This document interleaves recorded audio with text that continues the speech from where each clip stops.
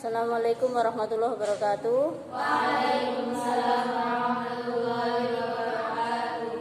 Kemarin kita sudah selesai menerangkan tentang tafsir atau makna surat Al-Fatihah ya. Sudah sampai pada selesai yang terakhir apa? Ihdinas siratal mustaqim, siratal ladzina an'amta 'alaihim ghairil maghdubi 'alaihim waladdallin. Ya, sekarang saya mau menyampaikan surat Al-Ikhlas ya. Sudah tulis belum di depan tulis? Oh, kok belum? Mana kapurnya sini? Saya tulis sini. Ya, kita teruskan ya. Saya tuliskan dulu sampai menulisnya terang tebal ya. Ini ya, kita sampai pada surat Al-Ikhlas ya.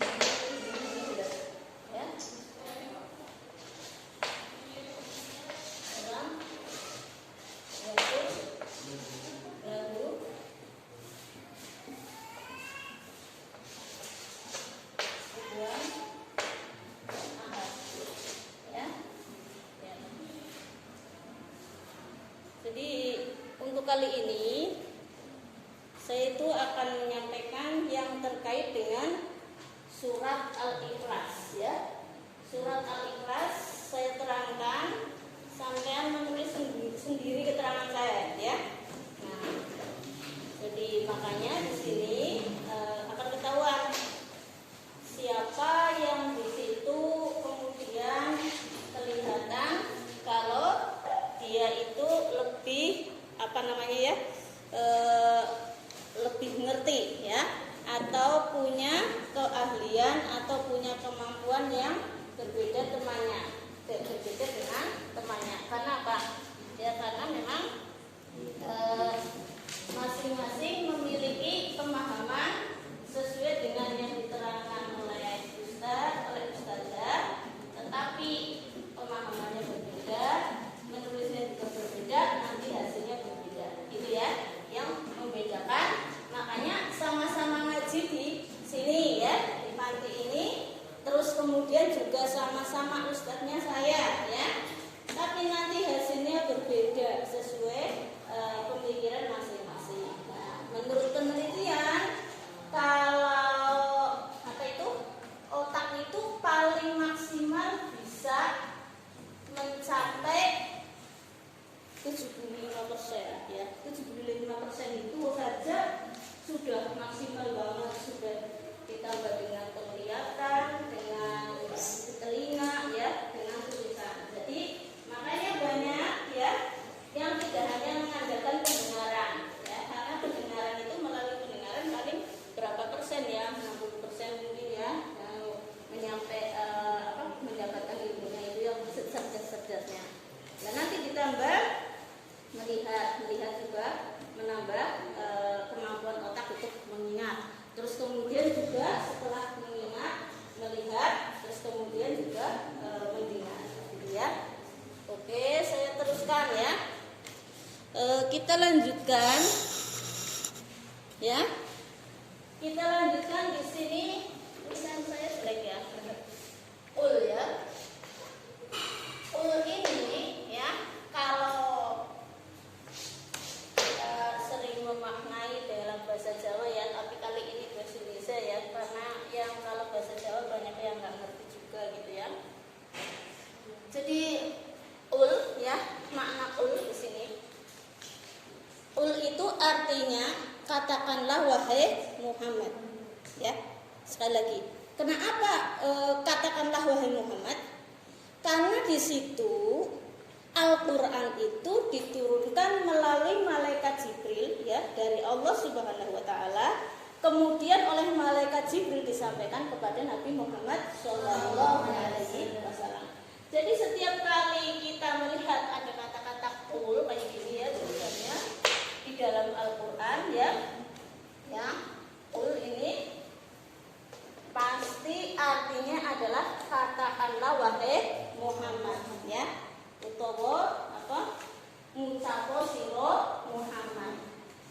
Karena apa? Karena Nabi Muhammad itu hanya seorang rasul ya, hanya seorang utusan Allah Subhanahu wa taala, bukan atas kehendak sendiri, tapi Al-Qur'an itu adalah wahyu Allah, firman Allah. Paham ya sampai sini ya?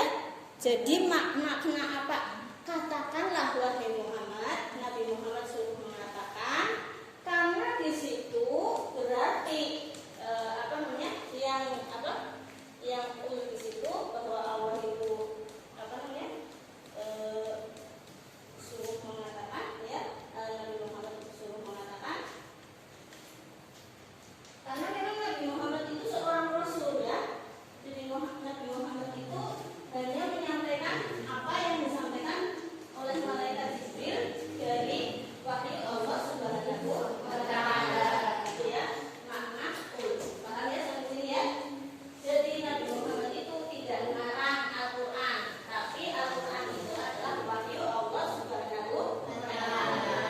Ya.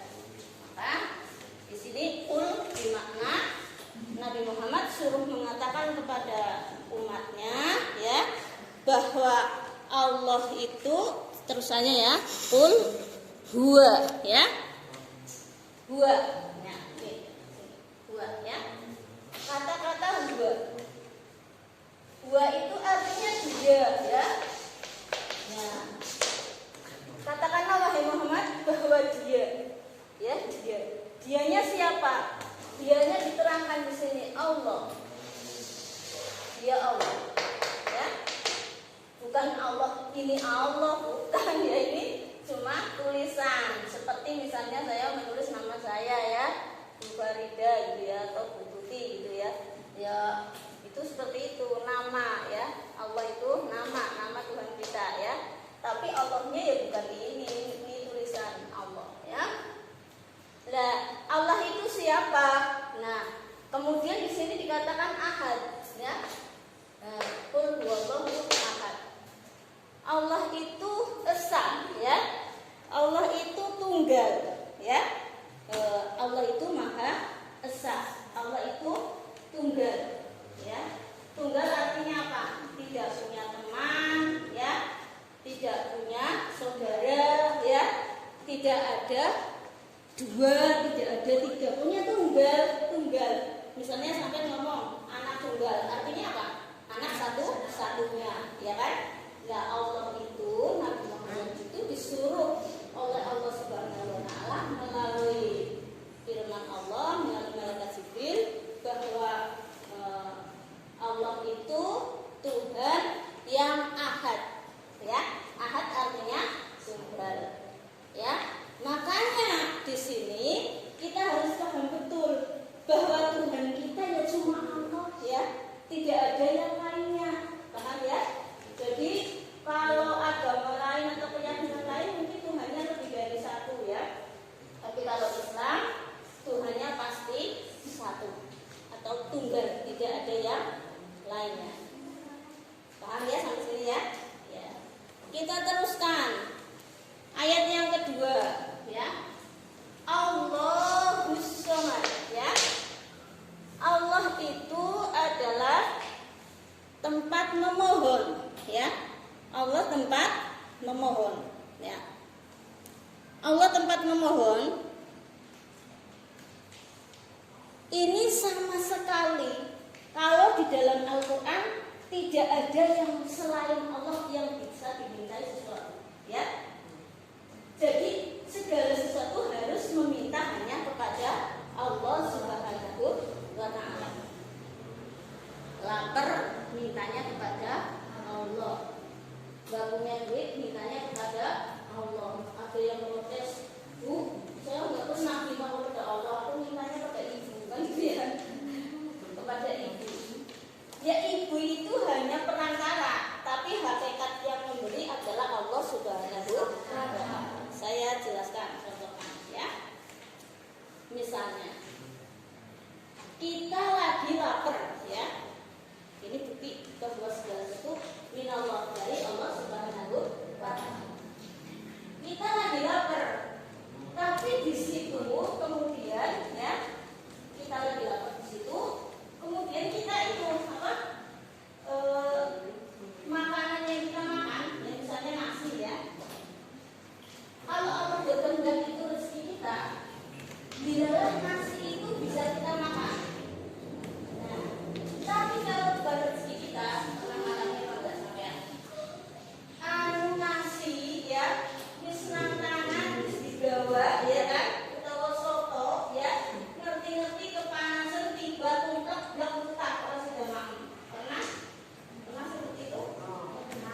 Karena itu berarti segala sesuatu adalah kehendak Allah. Kalau Allah tidak menghendaki kita makan, bahkan makanan yang sudah sampai di mulut pun, di depan mulut kita, itu nanti bisa cukup ya. Kalau dia sering ya, bukan apa sate ya, di sate yang sampean di sate ya, pas di sate kue malam-malam ya. Jadi kalau makan malam itu paling lambat-lambatnya itu jam misalnya ya, sampai di sate jam 9 kan bisa ya. Nah akhirnya apa?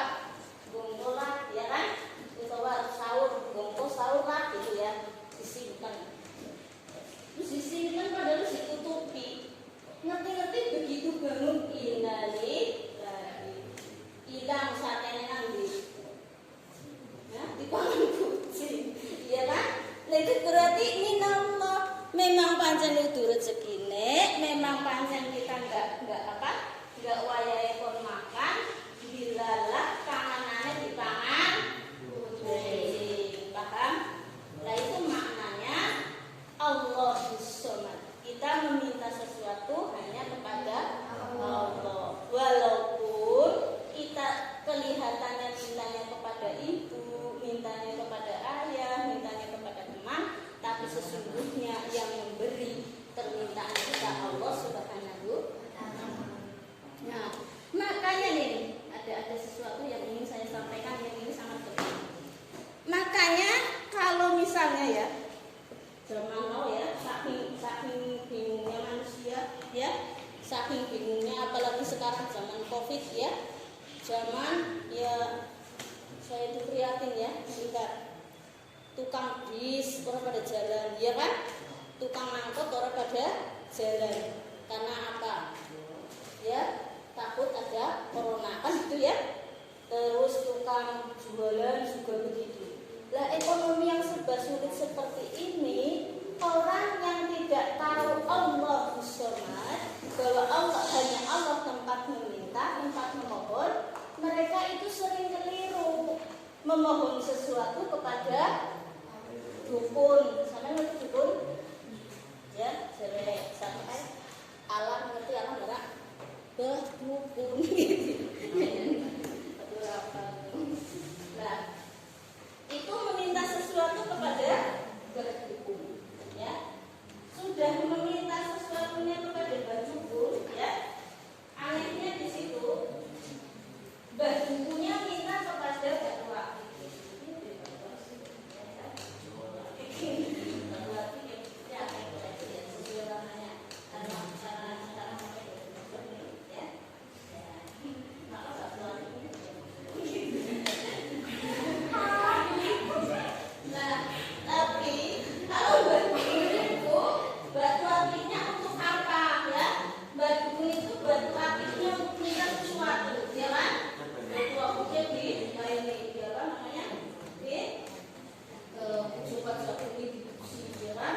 Dinilai sesuatu.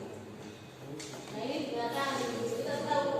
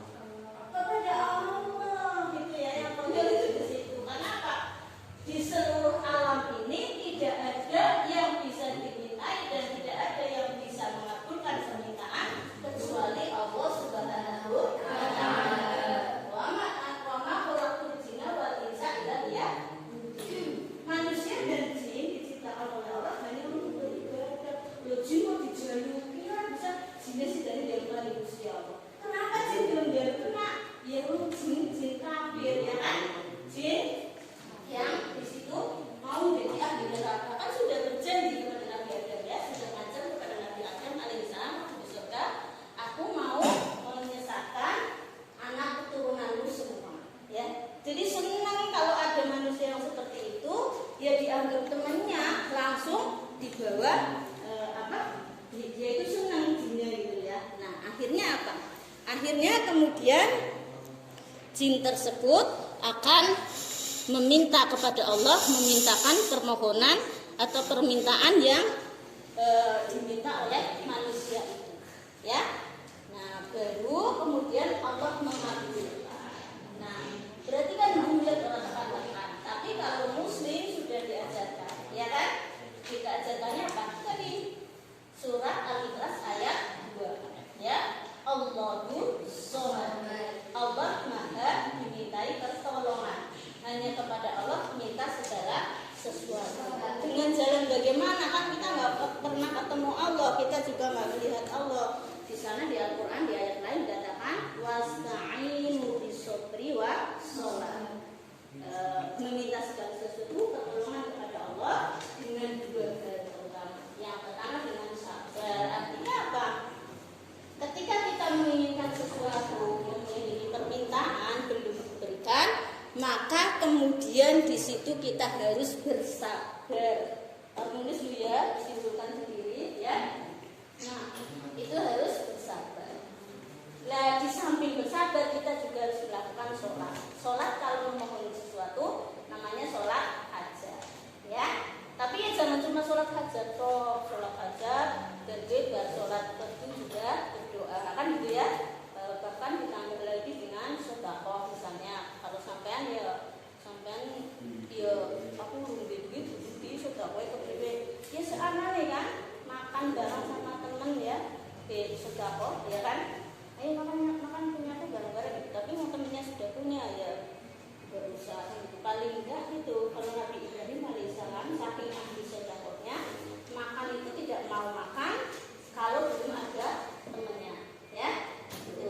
Makanya Nabi Ibrahim alaihissalam itu kemudian ketika sudah mau meninggal dunia itu meminta kepada Allah, ya Allah, kalau saya sudah meninggal dunia tidak bisa sedekah lagi kepada makhlukmu, terutama manusia. Bagaimana ini? Maka Allah menjadikan air laut menjadi asin. Itu adalah sedekahnya Nabi Ibrahim alaihissalam. Buktinya apa? Sampai sekarang air laut diambil oleh manusia untuk dijadikan garam, ya kan? Setelah dijadikan garam terus jadikan untuk mengasinkan ikan. Jadi namanya ikan asin. Terus aku sing ora duwe gesek ngene. Sing ora duwe ikan asin anak. Ini kabeh. Itu mau yang ikan asin, lombok ikan dirajoni. Jebulane ada kunjungan banget. Nah, wis ora sudah masak ya. Makan kunjungan. Jadi cerita ikan asin ya. Ikan asin itu kalau sudah biasa itu enak ya. Kalau belum biasa kerasanya dikirane jelek dan sebagainya kan itu ya. Nah, itu apa? Wasta'inu bisubri wa sholat. Jadi paham ya? Terus gimana begitu kalau begitu? Kalau minta segala sesuatu harus sendiri dok sholat. Nah, beda lagi ketika kita meminta bantuan doa, siadah doa ya. Misalnya pada ustadz, pada ulama, pada kiai ya, kita sudah sholat hajat, sudah istiqoroh. Misalnya kalau perempuan yang lamar banyak ya, mau kamu dilamar banyak? Hah? Baik, dilamar banyak mau? Putri, Mbak Putri? Enggak kenapa? Oh banyak ya, angsa ya, entok ya, enggak mau, jangan mau ya dilamar banyak. Nah sebenarnya banyak yang melamar ya kan. Nah terus istiqoroh, ini yang laki-laki juga ya. Aduh, yang satu hitam manis, yang satu kuning langsat. Milih yang mana ya Allah itu. Akhirnya sholat istiqoroh kan gitu ya. Tuh, kenapa? Nyanyi Roma Irama ya kan? Ya kan Roma Irama udah bingung, sing hitam manis kalau kuning langsat milih sing ngendi. Tapi nek Roma Irama kan cara aku ora istiqoroh ya. Bojone apa sih? Bojo apa sih tadi? Masya Allah. Iya ya. Oke ya. Kita lanjutkan ya. Itu. Jadi kalau kita memohon doa atau ya meminta doa kepada ulama itu bukan seperti tadi yang kepada dukun. Bedanya di mana? Kalau ulama pasti memintanya kepada Allah Subhanahu wa Ta'ala. Satu ya, ingat-ingat ini bedanya ya. Yang kedua, kalau ulama pasti dengan cara yang dibolehkan oleh syariat Islam. Ulamanya juga sama-sama sholat, sama-sama berdoa, ya kan? Dengan ajaran Islam, tidak melalui batu akik atau keris megat-megot, terus bolong-bolong ya. Nah, enggak, tapi berdoa. Jadi caranya juga sesuai ajaran Islam. Kalau memintanya kepada ulama. 3 alasannya. Mohon bantuan doa kepada ulama atau kepada orang soleh, orang solihin yang meninggal tetangga banyak orang. Itu beda. Yang ketiganya adalah barangkali kita terlalu banyak maksiat, terlalu banyak dosa, sehingga kita doanya tidak dikabulkan. Tetapi ketika terhadap ulama